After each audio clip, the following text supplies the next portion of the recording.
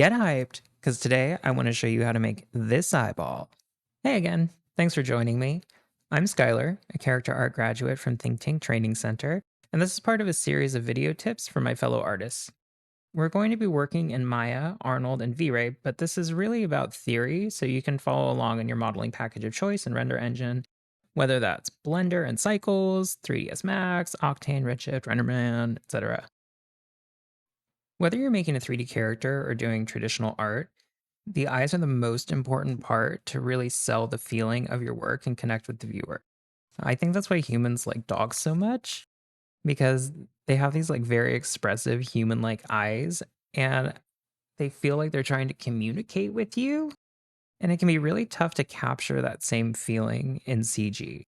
And if you've looked, there's a lot of different approaches to making eyes for your characters. None of them are wrong necessarily, but there are a lot that are outdated or just not very production friendly. My first project, for example, I made the eyes just like how I learned from the internet, and they're not bad, but they aren't production ready or very efficient. So I want to show you what I've learned since then and how I'm making eyes now. This is an eye from my latest project, the Elf Cleric. I'll show you how to build these and what makes the geometry unique and more optimal than other approaches. And then we'll take a look at the materials and how to set them up. So this one was built in Arnold, but the same process works for any renderer. So we'll rebuild it in V-Ray together. So let's get into this and take a look at the geometry. And this is definitely a do as I say and not as I do moment because this scene is really messy. Like, my OCD has definitely taken a vacation on this one. But you'll see, it's built just like any other eye mesh that you may have seen. There's two parts. You have the outer eye and then the iris. But something that's a little different about this one is that the iris is only a partial mesh. So you'll see I just have like a little sliver, kind of.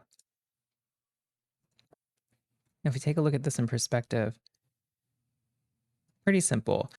So this is built in a more modern production way that's closer to the anatomy of an actual eye. So the outer eye transitions from opaque to transparent on the cornea, and you'll see that the iris itself is flat and not concave. When we look at the anatomy of a real eye, you see that it's all one continuous structure. We go from the white of the sclera, and then that transitions into the limbus, which is the translucent area that creates that dark ring around the iris, into the cornea. And then the iris sits inside this and attaches to the sclera, like around the limbus area. And you'll see that the iris is mostly flat, and if anything, slightly convex. It kind of like curves outward.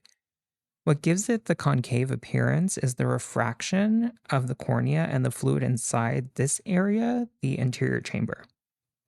So what this does for us in CG is it helps to optimize our render.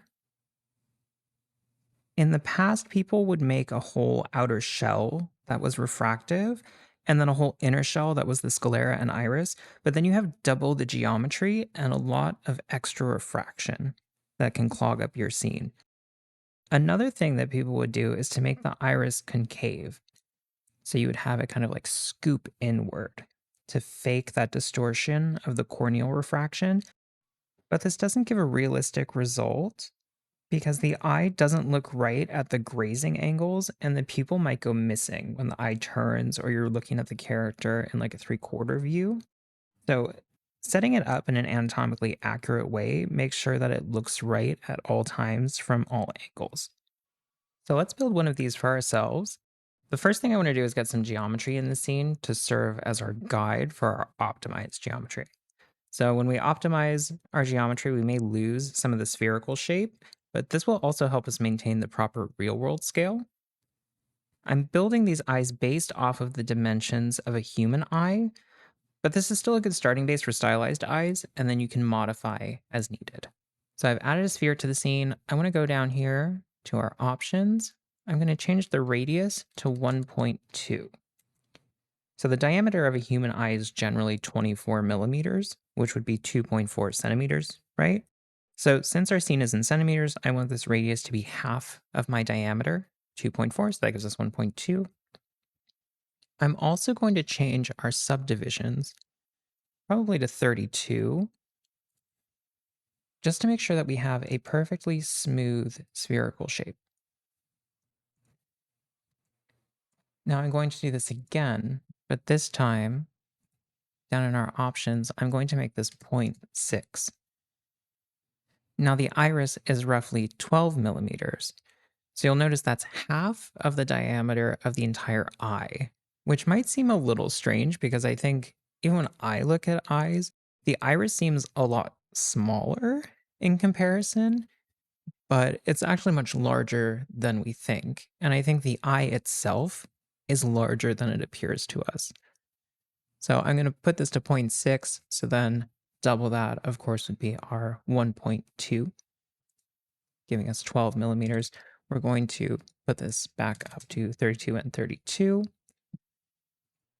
To make sure I have that selection, I'm just going to pull it forward for now.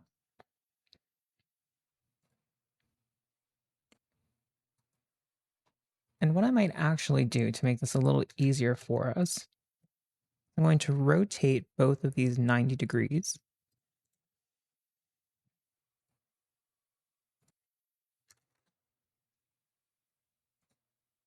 And I'm going to change our shading so we can see our wireframe here.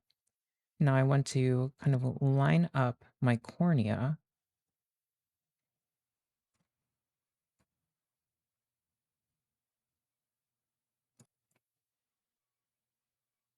with the sclera area. So about here, it's probably going to be right.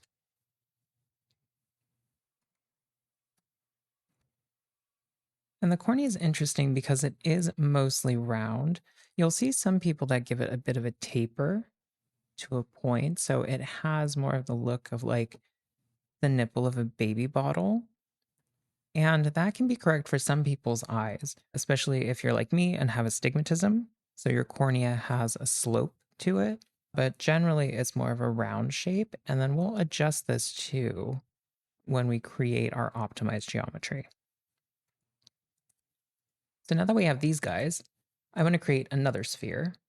We can switch off that. And now in this sphere, same thing. I'm going to put our radius to 1.2. But I'm going to change our subdivisions to 8 by 8.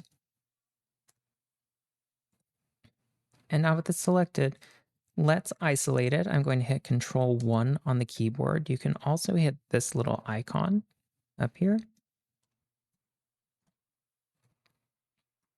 I'm going to go to Edge Selection, and I'm going to select every other edge here on the caps and delete those. So now we have all quad geometry that will subdivide cleanly.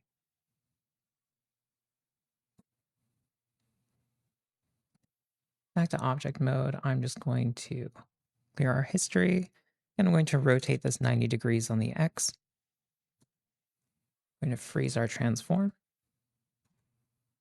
And now I'm going to go to Mesh Smooth. Probably going to give this 2 degrees of smoothing to start. And you'll see what I was talking about. So when we make these changes to the geometry, and especially if we start with geometry that has lower numbers of polygons, when we smooth it, we could get something like this, where we're getting more of an egg shape. It's more ovular and not so circular. So what we're going to do to fix that, since we have our other spheres here, we're going to shrink wrap our new sphere down to this one to get the proper shape.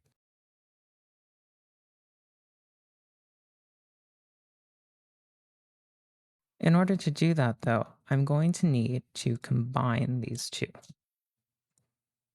So we're going to mesh combine. Now we have one object. We can delete the history on that. Get rid of those extra transform nodes. I'm going to scale up this sphere a little bit.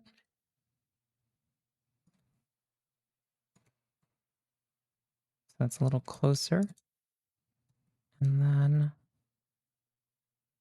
let's grab these faces and we're going to pull them forward. So what I'll probably do, grab these front faces,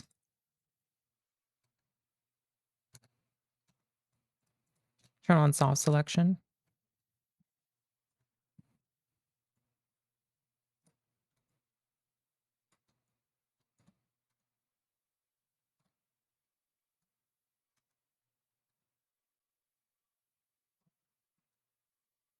okay, and that's giving us a better result. We just want this slightly outside of the other geometry.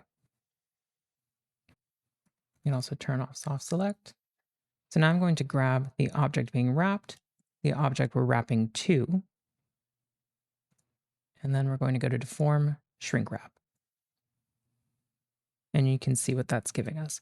And now the shrink wrap will stay active, so we can add geometry as we need to, as long as we don't clear the history. I think with my multi-cut, I'm going to put on edge flow. And we can add extra geometry here to get the taper that we need into the cornea.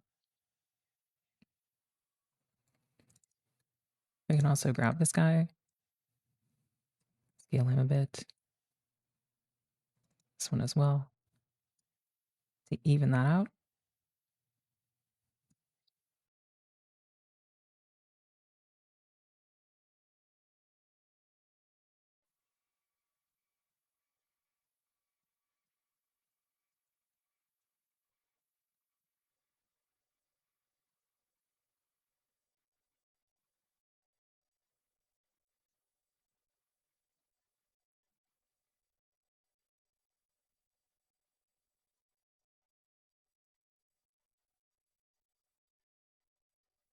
And here I'm just activating quad draw to smooth out these polygons a bit.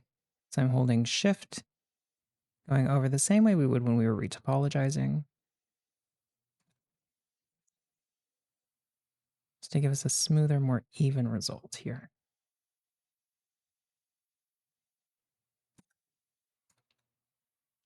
And what you'll notice is when you're using this smooth, you want to go in the center of the polygons here, and that will even out the spacing between the rows.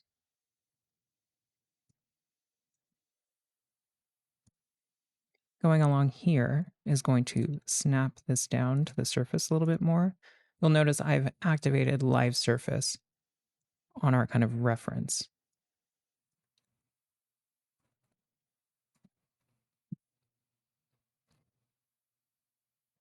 And that's probably a little too much, but we can adjust that now.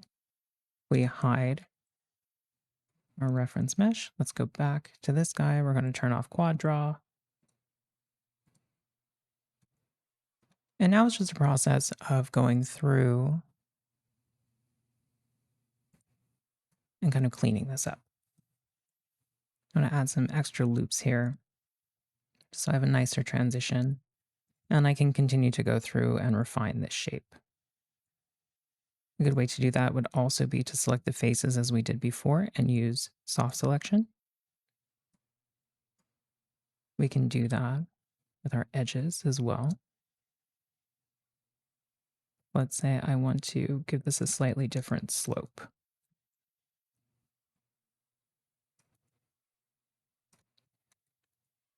I don't want to do too much here because I want to make sure that I'm maintaining the size of the iris area.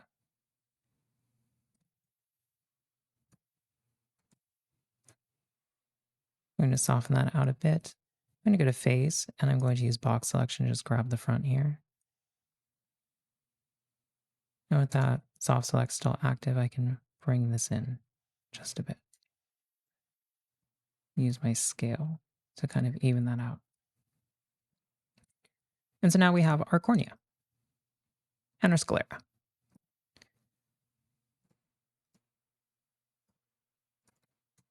I'm going to go in a smooth right here a little bit, so this transition isn't as severe.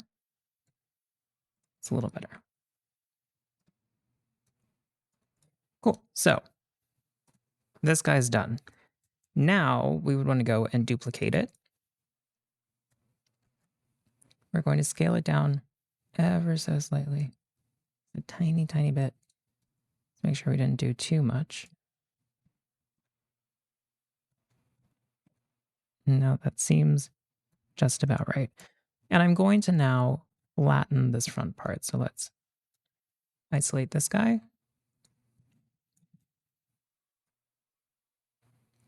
I'm going to grab all of these front faces. I'm going to leave this lip here.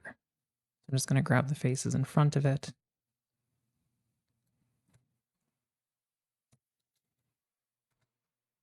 Side view, I'm going to make sure that I've deselected these ones.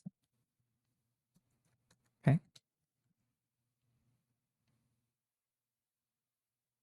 Good, good, good. We'll add those ones for good measure. Now I'm going to snap my pivot, holding down D, V for vertex, middle mouse button, because I want to flatten these down to here.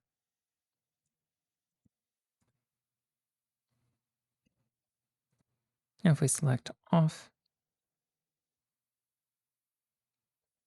and snap this again to the middle,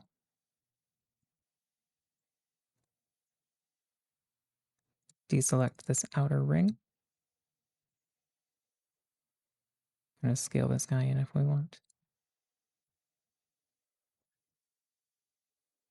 And now this is going to serve as our iris area. Going to pull it in ever so slightly. To see we're creating that lip now. I'm going to take this center area.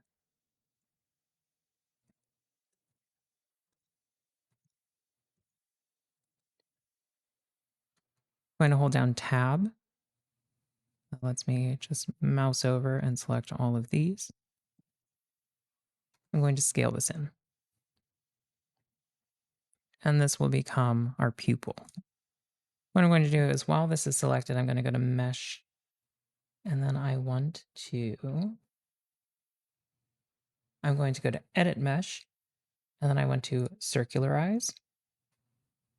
So there we're going to get a circular section. Then I want to extrude. I'm going to hit Control E. You could also hit the extrude button. I'm just going to pull this back.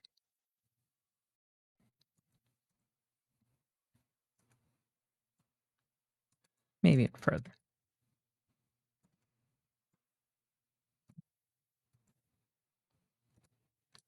All right.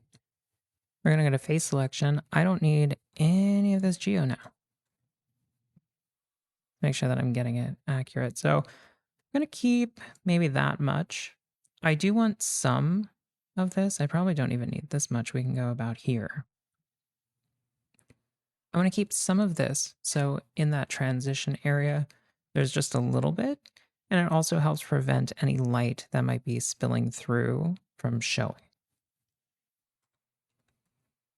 And then I just want to make sure that I don't have these interior polygons selected. I'm going to hit Tab again to deselect. I'm holding Tab, excuse me, to deselect all of these. Okay, and then Control Delete. And now we have our iris. And I would just want to go through and start evening up all of these loops. So I would probably turn on surface or edge slide. Start sliding these in. And again, I can always go to Edit Mesh, Circularize to fix them if they've gotten a little wonky. I just want to kind of even this out, and then I'll add more as I need it. I'm also going to go to this edge, Control B to bevel. You can, of course, use the bevel button up here as well. Yeah, and so that when we smooth, let's go to our smooth preview. You'll see we're getting a nice smooth lip around there. So that's going to help catch the light in the iris, but also give us that darkening around the limbus area when we have the transition. And then I like to add just an extra edge here, even though you don't necessarily need it, but just a little bit of a control. I want to even that out as well. and inside. Ooh, maybe turn off edge flow. Try to even out our geometry in here as well. So I am just holding down Control with the knife tool and hitting middle mouse. Now I'm going to turn that off. I'm going to select this edge here. Control B for bevel. I'm just going to turn my fraction down. I do want a bevel there, so we get kind of a swoop in and a soft edge, but you'll see now that's controlled when we go to our smooth preview. It's maybe a little sharp.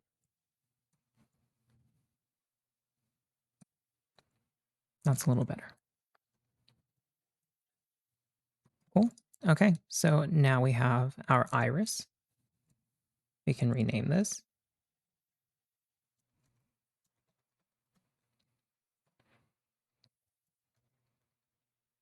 This would be our cornea.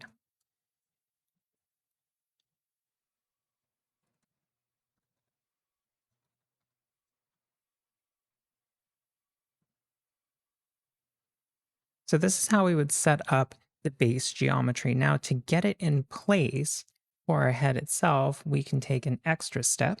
So the first thing I've done is I've put our meshes into a group, and I have renamed this eye left group.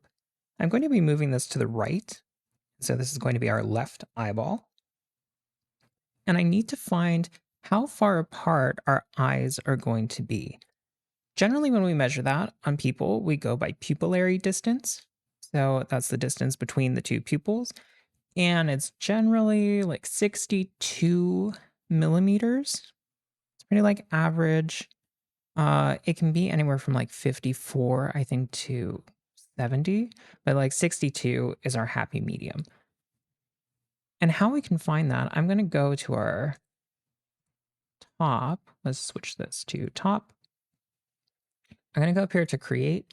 I'm going to go down to our measure tools, and I'm going to use the distance tool.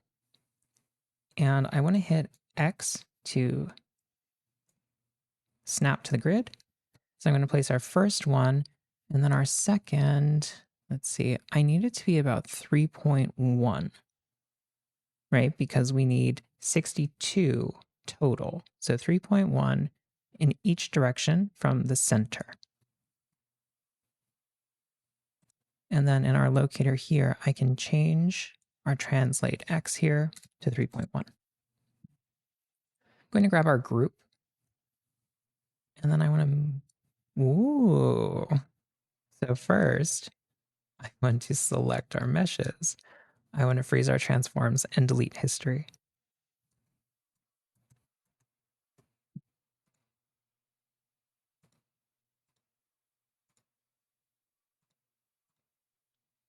So what was happening is that the shrink wrap node was still active. So when I was trying to pull that mesh off center, it was sliding across the surface of the other mesh.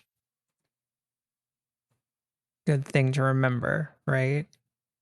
All right, so let's move this over. I'm going to try to line up this center with the locator, which is this green line here, if you can see it. Right, there's our locator. Here's our group. It doesn't need to be super accurate because the thing that's kind of interesting is that our eyes rotate outward slightly. And so a lot of the time when they're looking at the same point, because they turn inward, both eyeballs turn like towards a singular point when they're viewing, it makes the eyes look like they're facing straight forward. So we need that outward rotation so our characters don't look cross-eyed. It's anywhere from like 2 to 3 degrees on the Y. I'm going to put it like maybe 2.4. 2.4 works for me. All right, so we're going to put that rotation for both of these. And now you'll notice my pupil is off center, right? Because my center line has moved. So we're going to move this back. There we go. Now I want to go back to our group. I'm going to hit D so I can move our pivot. I'm going to hold X to snap to the grid. I'm going to move that back to our center point because what I want to do is go up here to edit. I want to duplicate this across the center line so I have our other eye. I'm going to go to duplicate special options. I'm doing a copy and not an instance. And this is because when you instance groups, sometimes it can get a little weird. I've never had a problem with that, but I know things can get wonky. So let's do it like this. We'll do our scale at -1. We're going to do one copy, duplicate special, and now we have both of our eyes. Look, they're so beautiful. And so these would be perfectly set up now. We can rename this one to use for your character. And generally, what I'm doing is I would set these up even in the first stages, like when I do like a rough sculpt of the character's head. Then I would get my eyes ready so I can pop them in and then adjust things to make sure that everything's in the right spot.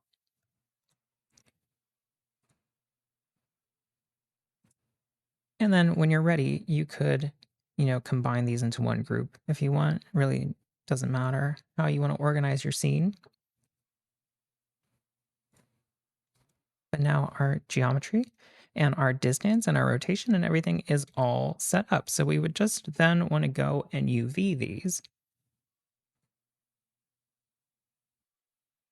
And the UV process is pretty straightforward.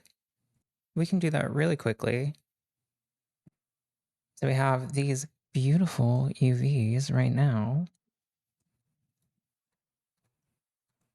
Yeah, lovely. So I want to overwrite these. I want to create some UVs. I'm just going to grab anything planar that works. And I want to put our first cut. I'm going to grab edge. I want to put it behind the center line because when the eye turns, I don't want any like weird seams there. So maybe about just behind the center line or one more we can grab. Let's cut that. And grab both of our UV shells. We're just going to unfold these. Let's grab our back shell. Turn off our transform constraint. That'll help. This guy, I'm just going to pack him, make it super easy. I'm just going to do layout. It does look like it's going over. I'm just going to scale him down a little bit. This guy, because we're not going to see it, you can just scale that way down. Just make him super tiny and put him up in the corner. You could also use the same UVs for front and back because you're not going to see this. A lot of people do that. I like to just put it over here so it picks up the color of these darker edges, like the back of the eye would be. Now, because this eye is a duplicate of this eye, we can go into our object mode, grab this one, then grab this one. I'm going to go to Mesh, Transfer Attributes. I want to transfer my UV sets, so all based on topology. Transfer, and then you'll see now these UVs are the same as these UVs. Super easy, right? For our iris, we're going to want it to have its own UVs as well. It's going to make things a little easier on us. So let's do planar. And then again, I'm just going to unfold this. Grab the shell. We can lay it out and just reduce it a little bit.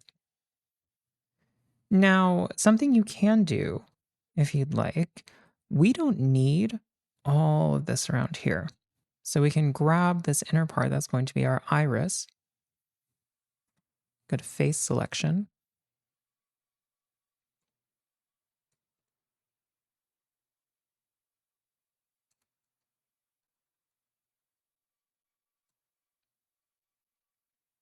So what I did is I did a box selection just here in the middle, and I did shift period to grow that selection. I just want to get it probably to about here.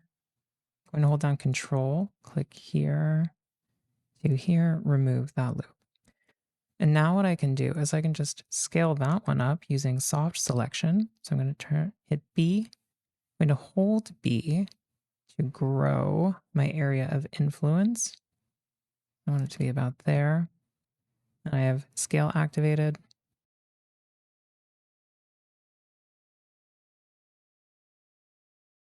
And then I can just scale this up. And then I can also go and kind of adjust this. I'm going to turn off my soft selection for there, but I can move these out. So this is a trick that they use in games to get more resolution in the important areas, especially when they're doing faces. They'll kind of stretch the center of the face a little bit to get more density here where we need it. And you'll see if we show this,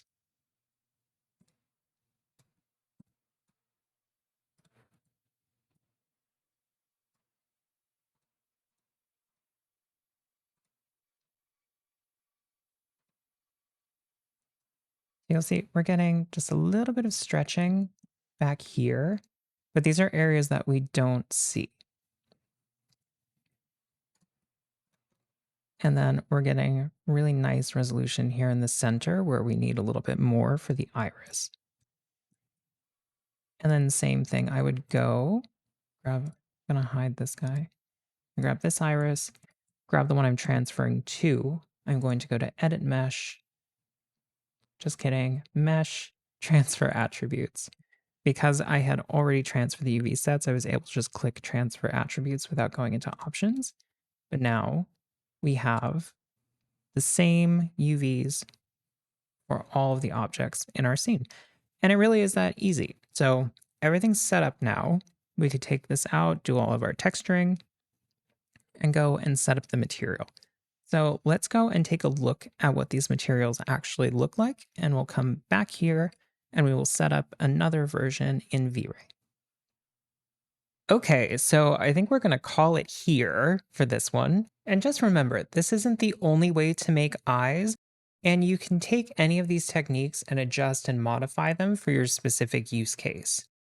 So next time, we're going to take a look at the material, like I said, break it down, and see how we can move that from one render engine to another, and some of the considerations we need to make when we're moving from one shader to another.